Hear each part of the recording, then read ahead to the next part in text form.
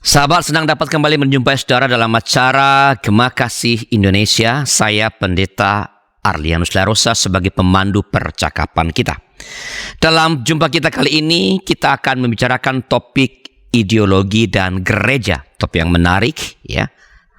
Dan untuk mempercakapkan topik ini, kita telah kedatangan narasumber kita yang sudah tidak asing bagi saudara-saudara, Pendeta Dr. Martin Lukito Sinaga. Selamat datang Pak Martin. Salam jumpa, salam sehat, Pendeta Arlianus Larosa. Senang bisa bergabung lagi di sini. Terima kasih Pak Martin, tidak bosan-bosan datang ke studio untuk memberi pencerahan-pencerahan kepada kita semua, baik yang di studio maupun kepada para pemirsa kita di rumah. Karena studionya tidak membosankan. Pak Pendeta Martin adalah pendeta dari Gereja Kristen Protestan Simalungun, dan beliau adalah seorang pengajar, ya, dosen teologi di STFT Jakarta dan mengajar juga di STF Driakara Jakarta. Juga dalam membantu pemerintah dalam proses pembelajaran begitu? Pembinaan ideologi Pancasila. Jadi berkaitan nih dengan percakapan kita dengan ideologi. Dengan ideologi. Oke. Pak Martin, supaya clear dulu dengan para pemirsa kita, mungkin mulai dengan yang simpel Pak. Apa sih yang dimaksudkan dengan ideologi? Jadi ideologi itu adalah satu kerangka berpikir untuk mengatur kehidupan, gitu ya. Dan dia dianggap berdasar pada nilai. Katakanlah Amerika, gitu ya.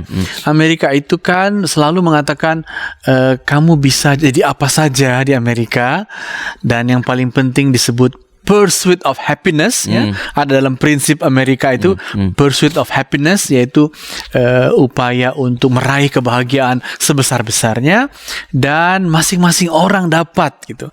Jadi kita tahu Amerika itu ditata sedemikian rupa supaya pemerintah nggak terlalu mencampur tangani orang, supaya orang dapat kesempatan, karena ideologinya sering disebut sebagai ideologi liberalisme, yaitu menekankan bebasnya setiap orang untuk meraih kebahagiaan dan untuk menjadi kaya, begitu. Jadi tata kehidupan itu dikelola dengan satu prinsip, dengan nilai. Itulah ideologi. Dan American Dreams itu adalah mimpi tentang kebebasan, dan itu dijaga oleh ideologi namanya liberalisme individual, kira-kira begitu. Nah, apakah ini ada kaitan dengan, kalau kita bicara ideologi, ide? Apakah ada kaitan antara ideologi dengan ide begitu Pak? Ya, ide, betul. Dan dulu kan misalnya seorang Perancis itu ya, pada revolusi Perancis ya, De Tracy disebut sebagai pemulanya. Dia sebenarnya mengatakan ideologi. Jadi ideologi pada awalnya begitu namanya. Ideologi. Jadi hal-hal yang mengenai gagasan-gagasan. Tapi kenapa itu perlu? Karena saat itu Perancis ingin keluar dari mereka sebut ancien regime, yaitu tatanan lama, ya, orde lama, kira-kira gitulah, yang dikuasai oleh raja-raja Louis itu, raja-raja feodal itu, ya. Tapi untuk membangun yang baru pakai apa? Kan nggak ada ini modalnya, pakai gagasan-gagasan gitu. Apa gagasannya? Liberté, égalité, fraternité, gagasan-gagasan persaudaraan. Itulah yang menjadikan kita baru sebagai Prancis, sebagai dicerahkan, gitu ya. Itulah dasar revolusi Prancis. Jadi memang ideologi itu muncul sebagai fenomena modern untuk keluar dari masa lalu yang dianggap ancien, dianggap kuno. Tapi untuk masuk kau perlu imajinasi. Kalau enggak, gimana mau masuk? Akhirnya tidak ada yang bisa dibayangkan, keadaan yang terbaik bisa dibayangkan begitu. Betul. Dan tidak bisa dengan jelas membedakan pada tidak ada lagi raja-raja, ya. Seperti dalam novel Pramudia Anantatur kan, ketika dia menghadap bapaknya yang bupati nih, Mingke, ya, dia bilang, saya tidak Jawa lagi Pak, begitu. Karena saya sudah seorang Indonesia baru. Wah, itu kan pernyataan yang sangat mengagetkan, ya. Harusnya dia nggak usah ngomong gitu, cuman namanya juga Pramudia, ya. Seorang ideolog Soekarnois dia. Oke, Pak Martin. Tadi kan Pak Martin ini menarik ya, Pak Martin, bahwa ideologi itu adalah sesuatu yang punya nilai-nilai dasar yang jadi fondasinya, dan itu dalam rangka menggambarkan atau mencapai sebenarnya suatu situasi yang baru dan terbaik bagi Siapa? Bagi semua yang ideal. Sorry, ini kata-kata terbaik ini agak menggelitik saya, Pak. Apakah upaya menciptakan, membayangkan hal-hal yang terbaik itu terbaik bagi semua orang kah? Atau terbaik bagi para sang ideolog, bagi para penggagas? Jadi lepas dari kaum borjuis sebenarnya masuk kepada borjuis yang baru sebenarnya dengan kepentingan-kepentingan mereka. Ini penanyanya kritis banget ini ya. Ini bukan pertanyaan wartawan, ini pertanyaan para ahli. Memang orang seperti Karl Marx ya, misalnya udah mengatakan begitu. Jadi hal yang kau sebut baru sebenarnya kan untuk kepentingan tertentu saja, gitu ya. Untuk kepentinganmu. Sebenarnya itu belum tentu akan baru bagi masyarakat, gitu ya. Bagi Karl Marx, yang baru bagi masyarakat kalau kekayaanmu kau pindahkan ke sini, gitu. Bukan kalau kita meraih sukacita bersama, meraih kebebasan bersama, enggak. Yang baru kalau transfer gitu, kalau Marx ya, transfer kekayaan baru namanya itu ideologi yang baru. Nah, tapi menurut orang-orang tertentu ideologi itu perlu karena kita mau meninggalkan yang lama yang selama ini menindas ya. Feodalisme Prancis ya, itu menindas, kita mau tinggalkan, pakai apa kita mau meninggalkan? Mesti ada gagasan yang baru, dan yang baru itu menurut orang-orang Prancis adalah hasil rasionalitas gitu. Jadi rasionalisme itu dianggap mampu mengkristalkan apa yang baru. Jadi tidak hanya kepentingan kelas, katakanlah kelas burjuasi baru ya, kaum terdidik baru, tapi itu kepentingan sebagai kristal yang telah teruji secara rasional. Makanya ini dianggap betul-betul kebaruan yang mencerminkan kepentingan bersama-sama, kepentingan umum ya, begitu. Makanya kan Soekarno juga mengatakan bahwa apa itu nasionalisme ya, sebagai ideologi baru kan ya. Nasionalisme adalah desire katanya, desire, kehendak semua orang, kehendak untuk bersama-sama secara baru menempuh Indonesia merdeka, kira begitu ya. Nanti kita bicara mengenai Pancasila ya. Oh ya, udah nggak sabar lagi nih. Bahwa itu adalah, kalau nanti pasti Pak Ori akan menjelaskan bahwa itu adalah ideologi yang lahir dari penggalian terhadap nilai-nilai. Tetapi Soekarno ya. Apakah betul bahwa ideologi itu memang selalu begitu? Adalah siapa yang bisa memastikan bahwa itu adalah penggalian? Saya masih belum bicara mengenai Indonesia nih, ideologi klasik ini penggalian dari harapan atau nilai-nilai yang ada di tengah-tengah masyarakat, dan bukan sebenarnya, kembali kepada yang tadi, keinginan sekelompok orang yang menggagasnya. Jadi yang bisa membuat itu adalah apakah ideologi itu tertutup. Kalau ideologi itu tertutup seperti Korea Utara sekarang, maka itu betul-betul hanya untuk keluarga Kim dan seluruh katakanlah kliknya ya. Tapi kalau ideologi itu bisa diuji secara akademis misalnya, kalau ideologi itu bisa diteliti dan dipersoalkan, dan dia cukup mampu untuk berargumen, tidak hanya nangkapin orang ya, tidak hanya mencap orang itu, oh kamu itu anti ini anti itu ya. Itu membuktikan ideologi itu cukup mau terbuka, dan kalau begitu makin lama dia makin mencerminkan apa yang masyarakat kehendaki agar diperjuangkan, agar digerakkan secara baru ya. Itu ujiannya. Dalam bukan pengamatan tapi dalam pengetahuan Pak Martin, apakah memang setelah revolusi Prancis ya, lalu apakah setelah ideologi baru dimunculkan misalnya, apakah jangan semua itu susah, dan nggak pernah mungkin semua. Apakah sebagian besar masyarakat merasakan dampak yang baik dari perubahan atau dari ideologi yang baru itu, Pak? Ya, untuk kasus Prancis jelas mereka bangga sekali sebagai asal muasal pencerahan ya, asal muasal pembaruan politik di mana demokrasi dan kesetaraan, egalite menjadi penting. Dan sekarang ketika orang masih percaya pada demokrasi, pada egalite, orang mengatakan lihatlah Prancis begitu ya. Mungkin dalam hal itu mereka merasa sekarang ya lihatlah masyarakat kami juga sukses kan gitu. Semua orang pengen ke Paris kira-kira begitu. Jadi itu semacam bukti bahwa ideologi itu bekerja. Nah, saya juga pernah dulu bertemu dengan Menteri Muda dan Kebudayaan Singapura, Grace Wu namanya ya. Dan ketika saya tanya, Ibu Grace, Anda sebagai menteri, apakah juga Anda Menteri Kebudayaan ya?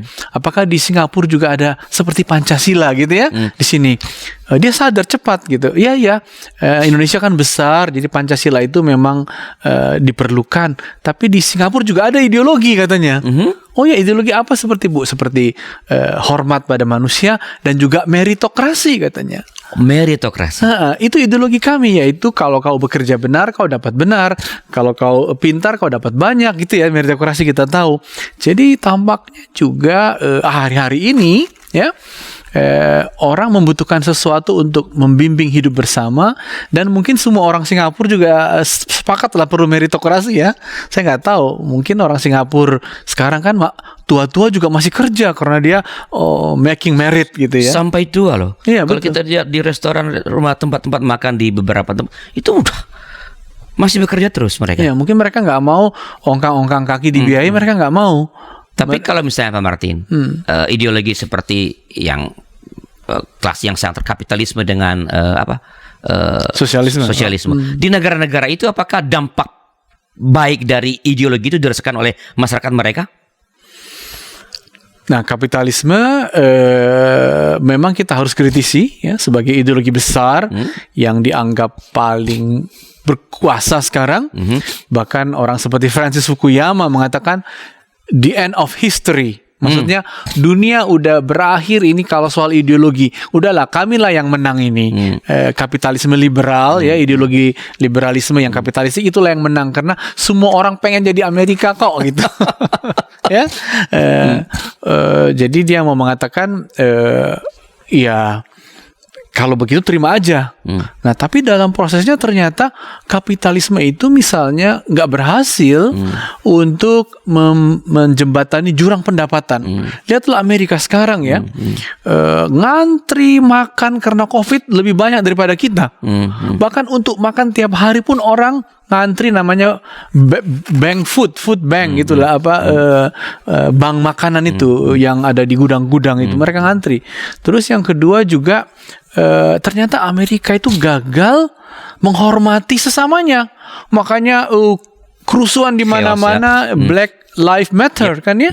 Jadi orang bertanya, benar nggak sih kapitalisme ini gitu sebagai akhir ideologi, sebagai solusi atas pencarian orang tentang apa yang baik bersama-sama sebagai masyarakat. Nah, jadi memang orang masih mencari ideologi terus-terusan sekarang. Tetap ada dampak-dampak yang baik yang dirasakan, tapi pada perjalanannya sebenarnya menampakkan bahwa tidak berhasil secara semuanya begitu kan. Ada sisi-sisi gelap yang tersertakan juga dalam perjalanannya. Nah, apakah tadi Pak Martin mengatakan bahwa kapitalisme itu adalah ideologi yang begitu berpengaruh, dominan. Apakah memang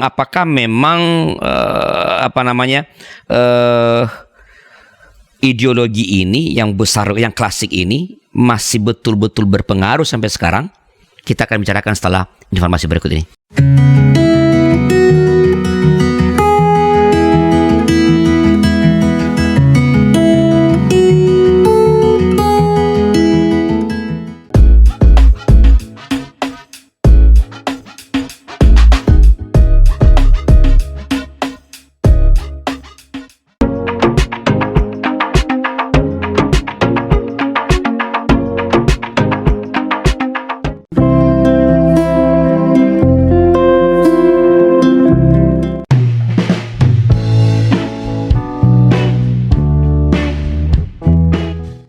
Sahabat, mari dukung pelayanan dan pekabaran Injil melalui YKB dengan membagikan link acara ini kepada sebanyak mungkin orang.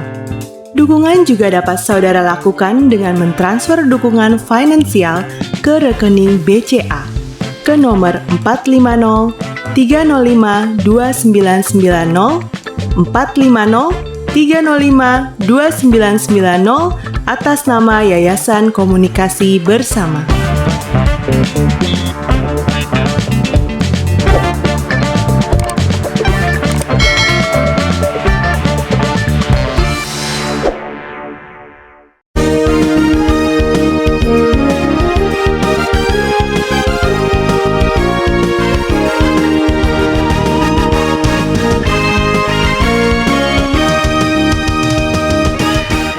Terima kasih masih bersama kami dalam acara Gema Kasih Indonesia. Saya Pendeta Arlianus Larosa, pemandu percakapan kita. Kita sedang berbicara tentang ideologi dan gereja bersama dengan narasumber kita, Bapak Pendeta Dr. Martin Lukito Sinaga. Pak Martin, tadi di ujung segmen yang pertama saya mengutip Pak Martin bahwa kapitalisme masih sangat ideologi yang dominan, dan katanya sosialisme udah meninggal. Apakah betul-betul? Nah, seberapa, kalau memang udah meninggal ya sudah, tapi seberapa jauh kan sebenarnya ideologi klasik yang besar ini masih mempengaruhi dunia saat ini? Menarik sekali ya. Indonesia juga punya dulu ideologi komunisme, tapi juga kita punya partai sosialis gitu ya, oleh seorang Syahrir. Jadi secara global juga sebenarnya kelompok sosialisme ini ingin bebas dari beban dicap komunis gitu ya. Komunisme memang sudah mati, dalam arti sisa-sisanya mungkin Kuba juga ya, oke lah komunis, tapi udah terbuka ya. Hanya Korea Utara barangkali yang masih bertahan. Sebenarnya di daerah-daerah Indochina ya, Asia Tenggara juga ada yang masih mengklaim ideologinya sebagai komunis, masih ada. Di India misalnya Kerala ya, masih punya partai komunis. Juga di daerah-daerah lain di India masih punya partai komunis yang cukup kuat gitu ya. Nah, sosialisme sebenarnya ide yang tidak yakin bahwa cara mengubah masyarakat seperti komunisme. Komunisme itu dengan gagasan Marxismenya seolah-olah sudah yakin bahwa tahapan masyarakat itu akan nanti begini. Kalau kalau masyarakat kapitalisme, maka kapitalisme itu akan kontradiksi gitu ya. Dan kalau kontradiksi maka akan runtuh dengan sendirinya. Tapi ternyata nggak runtuh-runtuh kan gitu ya. Sehingga Lenin bilang perlu partai pelopor katanya. Maka lahirlah partai kaum Bolshevik yang akhirnya menggerakkan lalu membuat revolusi 1917 sehingga lahirlah Soviet, tapi Soviet runtuh. Nah, sosialisme sebenarnya lebih mau mengembangkan apa yang disebut etika berbagi, dan para sosialis di Inggris menyebut diri mereka Owen misalnya Kristen sosialis. Sosialisme Kristen itu memang betul-betul ada, dan sisanya sekarang mereka mengembangkan apa yang disebut negara kesejahteraan. Ya, dulu almarhum Mokhtar Pakpahan dulu kan kampanye aku presiden katanya, dan aku mau mendirikan negara kesejahteraan kan itu ya, di mana kaum buruhnya memang cukup kuat. Nah, negara kesejahteraan sebenarnya masih ada sisanya di Eropa, terutama Skandinavia misalnya ya. Skandinavia adalah negara kesejahteraan dan katanya agama resmi negara gitu ya, walaupun agak sedikit dilucu-lucuin Lutheran gitu, karena itu gereja Lutheran. Dan mereka mau mengkombinasikan prinsip Kristen dan prinsip-prinsip kesejahteraan ya. Mungkin partai-partai di Jerman juga CDU ya, Christian Democratic Union adalah partai yang berusaha menerjemahkan sosialisme di era masa kini dengan apa yang disebut negara kesejahteraan. Walaupun tentu sekarang Eropa mengalami katakanlah tekanan dari Amerika dengan mengatakan begini, kalau kamu terus-terus membiayai orang yang menganggur, kalau kau selalu memberi uang kepada orang yang tidak bekerja, maka kamu Eropa akan menjadi benua yang tidak kompetitif gitu. Malas ya. Dan itulah asal muasal Margaret Thatcher mengembangkan apa yang disebut TINA. TINA itu there is no alternative, nggak ada pilihan lain kecuali kapitalisme neoliberal. Buktinya apa? Dicabut subsidi, semua orang harus kerja supaya bisa makan, supaya bisa sejahtera, berlomba-lombalah, makin kaya makin baik, karena makin dia kaya makin tinggi pajaknya, kira-kira begitu. Nah, memang ideologi ini sepertinya berkuasa betul di dunia hari-hari ini ya. Tapi sekali lagi seperti tadi kita katakan, ideologi ini gagal menjembatani gap atau menjembatani jauhnya pendapatan orang kaya, jurang pendapatan kaya dan miskin. Dan ideologi ini satu lagi gagal menjaga ekosistem, menjaga ekologi, karena dia membutuhkan satu proses terus-menerus produksi sifatnya mengeruk dan konsumsi kayak gila-gilaan di situ, dan semua akhirnya menelantarkan ciptaan Tuhan ini ya. Nah, Pak Martin, kalau dikatakan ya bahwa komunisme telah mati, sosialisme mengubah diri. Kapitalisme masih berjaya, sangat dominan. Apa yang terjadi dalam ketegangan Amerika dengan Cina? Kalau kita belum bisa mengatakan Cina yang bukan kapitalisme, paling tidak nggak kayak Amerika begitu. Kalau kita nggak bisa bilang dia menang, tapi kita bilang dia tidak kalah gitu. Malah dunia mengarah ke Cina. Apa yang terjadi di sana dalam kaitan dengan ideologi? Akhirnya kan ideologi Cina prinsipnya mendengar Deng Xiaoping atau Mao Zedong ya yang mengatakan, aku tidak peduli kucingnya warnanya apa, yang penting bisa nangkap tikus gitu ya. Sehingga memang apa yang disebut pragmatisme Cina itu menciptakan ideologi campuran ya. Hybrid. Kita tahu masakan Cina kan nyampur semua ya. Capcay atau apa. Bahkan katanya, ini saya gara-gara baru dari Jawa ini ya. Ada seorang pemikir namanya Dennis Lombard menulis tentang Nusa Jawa, tentang peradaban yang masuk ke Jawa. Terus dikatakan, apa sebenarnya gunanya orang Cina bagi Jawa gitu? Kalau gunanya orang-orang Arab, terutama tentu tentang Islam ya. Tapi kedatangan Cina untuk mendatangkan apa katanya? Cina itu menciptakan hidup orang Jawa makin nikmat. Telur bebek jadi di Brebes menjadi apa namanya itu? Telur asin. Tembakau dengan saus Jawa dijadikan rokok kretek sama orang Cina kan gitu. Jadi Cina ini punya kemampuan mengkombinasi supaya hidup lebih nikmat. Dan itulah Cina sekarang. Menarik ya. Ya. Masakannya semuanya dan dikombinasikan di Cina. Perusahaan harus didukung supaya kaya oleh negara. Kan itu. Sementara kalau Amerika, swasta yang harus penting. Negara tinggal mengut pajak. Cina enggak. Negara juga mesti dagang. Negara juga mesti mendorong kebesaran, tapi terkontrol ya gitu. Sebab kalau enggak dicuri nanti gitu. Terkontrol biar negara yang menjaga. Jadi kalau boleh dicuri, negara yang boleh mencuri. Makanya dihukum mati katanya. Walaupun Cina juga banyak korupsinya ya. Nah, jadi memang itu satu kombinasi, sehingga pertanyaan tadi menurut saya konflik antara Amerika dan Cina adalah, boleh kita katakan sebenarnya adalah konflik dominasi ya. Dominasi atas seluruh tatanan dunia, walaupun itu dibungkus menjadi satu konflik seolah-olah ideologi ya, tapi sebenarnya dominasi dagang, dominasi kekuasaan, dan juga tentu sekali lagi dominasi teknologi ya. Makanya perusahaan Huawei yang dicegah itu karena dia high-tech sekali. Tiba-tiba udah G5 ya, sementara Amerika baru G-nya baru 4 barangkali. Ya. Jadi artinya ini sebenarnya pertarungan untuk menentukan siapa superpower sebenarnya. Iya, tapi dibungkus dengan ideologi gitu.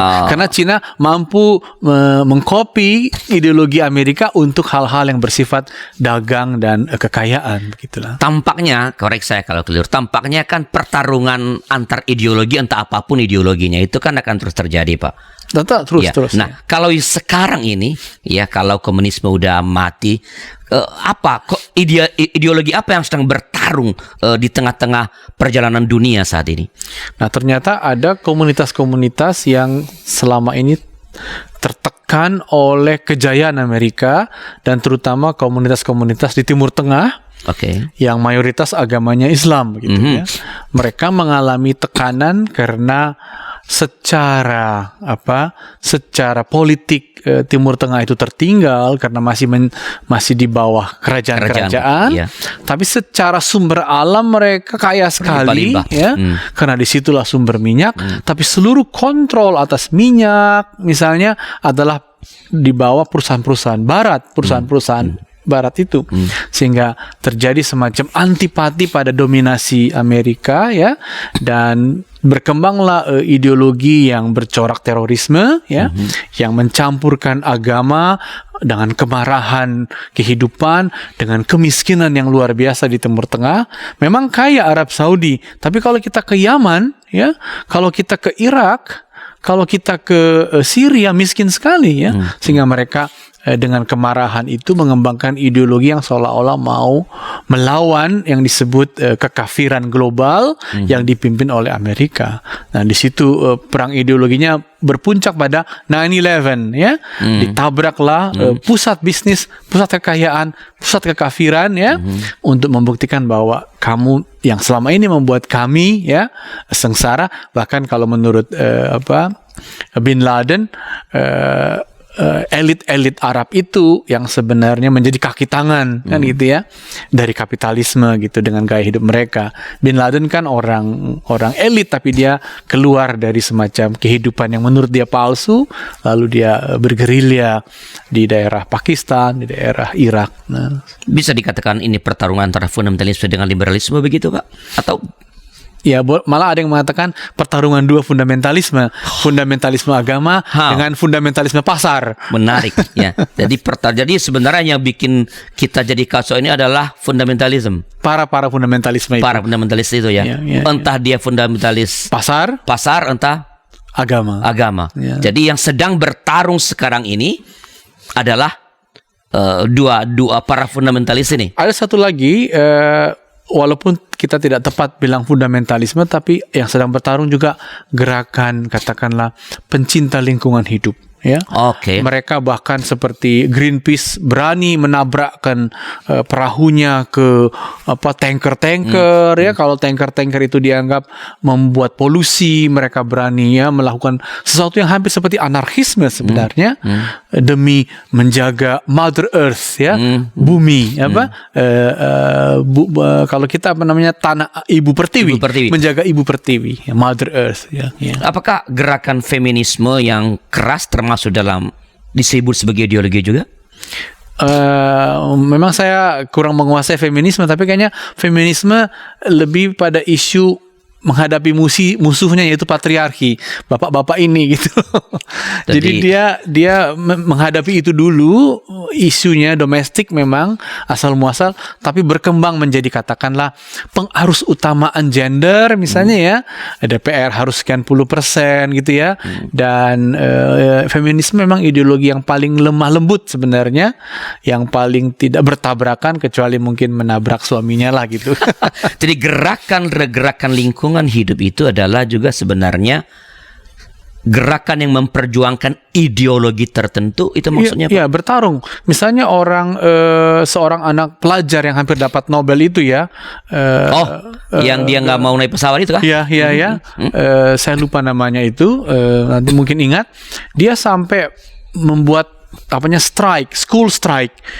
Kira-kira katanya kita harus berhenti sekolah karena untuk apa kita sekolah, kita nggak punya lagi masa depan. Masa depan sudah dirampok oleh generasi yang tua dengan seenaknya menghancurkan lingkungan. Maka kita pulang, kita kerjakan PR kita di rumah, yaitu apa? Mengurangi emisi, merawat rumah ya, dan menjaga lingkungan. Nggak usah sekolah kita menjaga lingkungan aja gitu. Berarti kemampuan untuk menurun alihkan atau menyebelokkan ideologi antara antara para teroris dengan kaum pejuang lingkungan sama hebatnya ya, sampai anak-anak itu begitu menghayati, mengatakan nggak usah sekolah, sama seperti anak-anak diajak untuk memegang senjata oleh kaum teroris, begitukah? Metode yang berbeda, ya, dengan tujuan yang berbeda juga. Tapi kedalamannya memang sungguh-sungguh merasuk sekali memang. Ya. Begitu hebatnya ideologi itu bisa menguasai kehidupan. Berarti ya ketika dilakukan itu oleh kaum agama, berarti agama jadi ideologi sebenarnya berarti. Bisa. Kalau dia ingin menata ulang seluruh masyarakat dengan cara-caranya. Ya.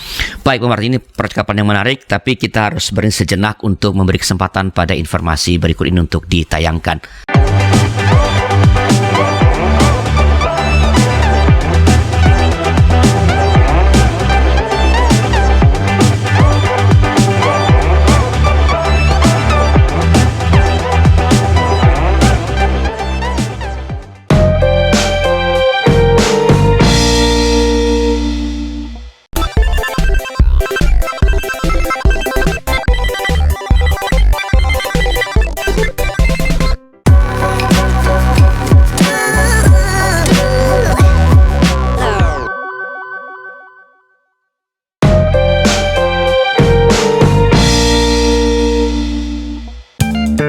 Sahabat, mari dukung pelayanan dan pekabaran Injil melalui YKB dengan membagikan link acara ini kepada sebanyak mungkin orang.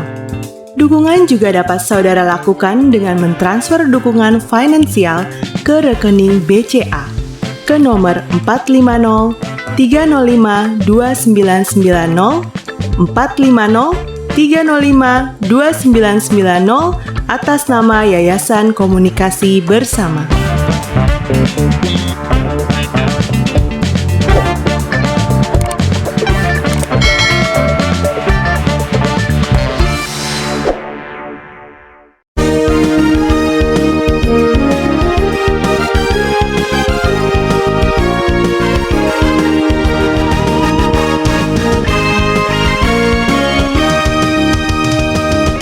Sahabat, terima kasih masih bersama kami dalam acara Gema Kasih Indonesia. Saya Pendeta Arlianus Larosa, pemandu percakapan kita. Kita sedang berbicara tentang ideologi, dan gereja ini adalah segmen yang terakhir bersama dengan narasumber kita, Bapak Pendeta Dr. Martin Lukito Cindaga.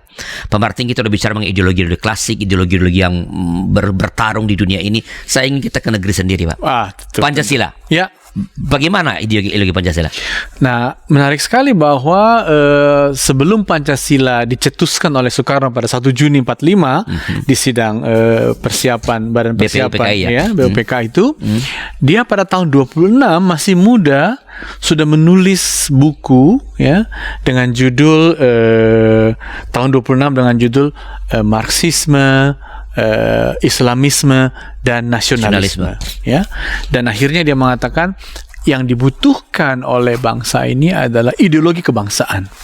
Itu intinya. Jadi Pancasila itu pada dasarnya adalah satu ideologi tentang kebangsaan. Maksudnya apa? Bahwa kita mau keluar dari dua hal memang. Ya, kalau Syahrir memang menekankan kita harus keluar dari feodalisme. Ya. Tapi yang kedua yang sangat penting bagi Soekarno, cara kita keluar dari dominasi kapitalisme yang datang dengan penjajahan. Ya, kita tahu kapitalisme kita kan masuk dengan VOC, ya. VOC menghisap betul. Nah, cara keluar itu dengan ideologi kebangsaan. Artinya apa? Bahwa kita sebagai satu bangsa yang baru harus dihormati martabatnya, kesetaraannya, dan hanya dengan sebagai bangsa kita bisa, dalam pembukaan dikatakan, memasuki saat yang berbahagia. Ya, jadi inilah kebahagiaan kalau kita merdeka, bersatu, berdaulat, adil dan makmur. Itu semua poin-poin itu hanya bisa kalau kita menjadi satu bangsa. Bukan kalau kita satu agama, enggak. Bukan kalau kita satu suku, enggak. Kalau kita satu bangsa yang baru sama sekali, ya pasca Batak, pasca Jawa, pasca Nias, yaitu Indonesia. Dan itulah inti Pancasila sebagai ideologi kebangsaan, begitu. Jadi sebenarnya apakah bisa atau benar kalau dikatakan bahwa sari dari Pancasila adalah kebangsaan? Ya. Walaupun kita nggak boleh jadikan satu sila ya. Ya, dan memang Soekarno mulai dengan kebangsaan sebagai sila pada pertama. Awalnya ya di 1 Juni ya. Ini adalah mengenai kesepakatan kita untuk menata hidup sebagai bangsa. Bagaimana kita menatanya? Dengan dasar yang kuat, yaitu Pancasila, dan dasar itu kebangsaan kita ini kiranya berdasar pada ketuhanan. Itu kan akhirnya ya disepakati ya, kemanusiaan, persatuan, jangan ada yang dianggap kelas 2 lagi, ini persatuan ya. Bhinneka Tunggal Ika, persatuan kita sebenarnya unik. Persatuan kita dari kemajemukan yang luar biasa gitu. Dan marilah kita menatanya dengan demokrasi, tapi demokrasi dengan kerakyatan yang bersifat musyawarah mufakat ya gitu ya. Tapi ini semua seperti kata pembukaan untuk mewujudkan keadilan sosial. Jadi kalau boleh mengutip Pak Eka Dharma Putra, pendeta GKI tentu saja dia. Dan sekarang buku Pak Eka dicari. Saya ditelepon oleh kedutaan Indonesia di luar negeri, tolong dong fotokopi buku Pak Eka Dharma Putra, disertasinya, karena judulnya Pancasila sebenarnya adalah upaya bangsa kita untuk mempertemukan identitas dan modernitas gitu dalam sebuah kebangsaan. Nah, menurut saya di situ kekuatan Pancasila, karena apa? Sekali lagi, dia ingin bersama-sama merdeka, berdaulat, bersatu, adil dan makmur, tapi juga dia tidak ingin anti Barat. Dia tidak nativisme, tapi juga dia tidak ingin menjadi bagian dari kapitalisme. Dia juga tidak mau menjadi bagian dari Islamisme, tapi dia ingin menjadi sebuah ideologi bangsa yang Bhinneka Tunggal Ika, yang modern, tapi juga tidak kehilangan katakanlah mutiara-mutiara dalam budaya gotong royong begitu. Makanya kan kalau Pancasila itu hendak kita ringkaskan kata Soekarno ya, Ekasila, yaitu gotong royong itu ya. Nah, apakah benar kalau saya mengatakan dari penjelasan pemerintah bahwa dalam idea tentang kebangsaan itu sebenarnya hendak dirangkul dua hal sekaligus, dan pada yang sama mau ditata itu untuk menghasilkan hal-hal yang konstruktif, yaitu kepelbagaian agama, termasuk agama-agama suku yang ada di negeri kita, betul, dan kepelbagaian etnik. Apakah itu? Ya, disebut kepercayaannya dalam pasal 29. Ya. Jadi memang mau merangkul itu semua, dan kita tahu Soekarno kan luar biasa ya. Justru katanya aku menemukan Pancasila ketika dibuang di ND. Ketika dia sempat mampir ke perpustakaan Katolik di situ, tapi juga dia tinggal bersama komunitas Muslim yang kecil di ND ya, di NTT itu.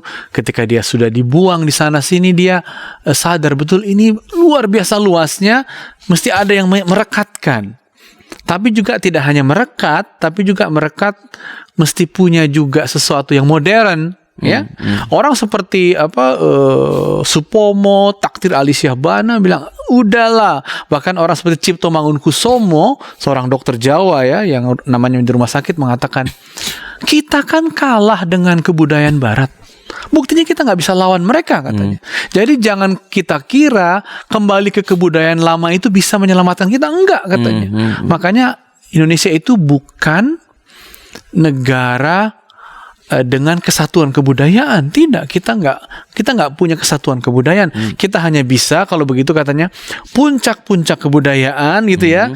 Kita blend, kita sintesa, dan itu tampaknya Pancasila, tapi kita mesti menjadi modern. Jadi seperti yang kata Pak Adrianus, betul, Pancasila itu adalah upaya mensintesa sebenarnya keseluruhannya, tapi dalam satu bangsa ya, sintesa itu gitu loh.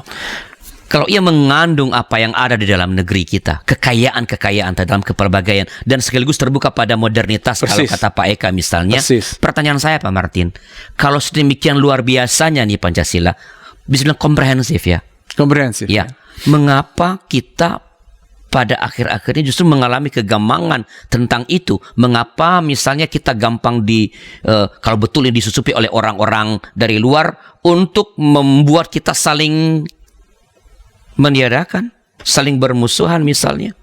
Ya, dugaan saya memang karena Pancasila itu inklusif. Kalau kata Pak Eka, dia adalah ideologi inklusif dan non-diskriminatif ya. Sehingga memang unsur-unsur yang luar itu masuk. Namun ketika ideologi dunia bergerak seperti tadi itu ya, bergerak dengan clash of civilization, kata Huntington, bergerak dengan kemarahan kepada kapitalisme barat gitu ya, maka kemarahan itu pun masuk melalui fundamentalisme agama di Indonesia, dan itu melahirkan orang-orang yang misalnya menyaksikan lagi gitu. Apalagi kita masuk dalam satu kerangka politik yang disebut demokrasi, di mana orang seolah-olah ingin mengatakan yang banyak mesti menentukan segala-galanya. Padahal enggak. Demokrasi Pancasila kalau boleh saya katakan bukan yang banyak menentukan segala-galanya. Yang disepakati itu menentukan ya. Makanya Muhammadiyah mengatakan Indonesia itu negara perjanjian. Udah, Muhammadiyah udah menerima Pancasila, tapi dalam kebersamaan itu memang masih ada yang ingin tidak menginginkan yang banyak dong menentukan, sehingga lahirlah semacam proses ketegangan atau salah paham atau ya orang yang ragu pada Pancasila atau meragukan. Ya. Kalau fundamentalisme agama berhasil menerobos Pancasila dan membuat gerakan-gerakan di dalam negeri kita, apakah karena Pancasila tidak kuat untuk menghadangnya atau mengadangnya, atau karena kita membiarkan, tidak menghayati, tidak memegang dan menginternalisasi nilai-nilai Pancasila itu? Kok bisa masuk kalau begitu hebatnya Pancasila? Ya, kalau dia kuat masuk, kita harus berani mengatakan kesepakatan bersama jangan diubah. Makanya dalam bahasa yang lebih hukum, Pancasila lebih tinggi dari undang-undang dasar gitu. Lebih tinggi dari konstitusi. Walaupun ia ada di dalam ya. Walaupun dia ada di dalam tapi tidak disebut. Yang disebut sila-silanya. Sering disebut Pancasila itu stat fundamental norm gitu. Jadi norma yang justru mendasari negara ini. Jadi kalau kau mengubah Pancasila, negara ini harus berubah gitu loh. Nggak bisa lagi ada Indonesia kalau nggak ada Pancasila, sehingga fundamentalisme agama itu mungkin bertumbuh sebagai konsumsi pribadi, tapi dia tidak boleh mengubah sesuatu yang secara fundamental telah ditetapkan di masa lalu. Sama seperti orang tidak bisa mengubah tanggal lahirnya, begitulah. Kecuali dia mau kelihatan lebih muda, tapi tanggal lahirmu itu nggak bisa kau ubah karena udah lahir, telah melahirkanmu. Nah, kita bicarakan ideologi dan gereja. Ya. Bagaimana gereja semestinya merespons ini, Pak Martin? Terutama ideologi negara kita Pancasila. Bagaimana gereja merespons atau apa yang perlu dikerjakan gereja agar ideologi yang sangat modern sekaligus menghayati identitas bangsa itu di dalamnya, merangkulnya, bisa betul-betul menjadi kekuatan yang konstruktif bagi kehidupan kita sebagai warga bangsa. Saya kira itu penting sekali ya. Misalnya dulu orang seperti Verkuil ya, mendekati Simatupang, TB Simatupang, karena saudara dari Simatupang ini ada yang menjadi komunis kan ya. Lalu kepada Simatupang dia melakukan katakanlah diskusi agar kritis terhadap komunisme. Jadi kekristenan selalu mengambil sikap kritis terhadap ideologi apapun, agar kalau dalam komunisme cara dia mengubah masyarakat itu yang selalu mendatangkan kekerasan gitu ya. Dan itu harus dicegah. Perlawanan. Simatupang ketika di Orde Baru memang dia mulai mendukung Soeharto, tapi lama-kelamaan dia mengetahui bahwa Soeharto memanfaatkan juga Pancasila ini ya untuk kekuasaannya, sehingga Simatupang mengatakan dibutuhkan sikap kritis kan itu ya, tapi juga positif. Tapi dengan demikian gereja bisa mengambil posisi kritis. Jadi dengan kata lain, kekristenan kita terhadap ideologi apapun ya harus membedakan diri, karena kekristenan tidak mau menjadi ideologi. Kekristenan memberi diri dalam hal apa? Dalam inspirasi etisnya gitu. Oke. Dan kita senang juga mendengar Menteri Agama sekarang ya, dia juga mengatakan Islam itu inspiratif bagi Pancasila, dan semoga itu menjadi cara Kristen berhadapan dengan Pancasila, ideologi apapun, inspirasi etis kita itu seperti apa ya.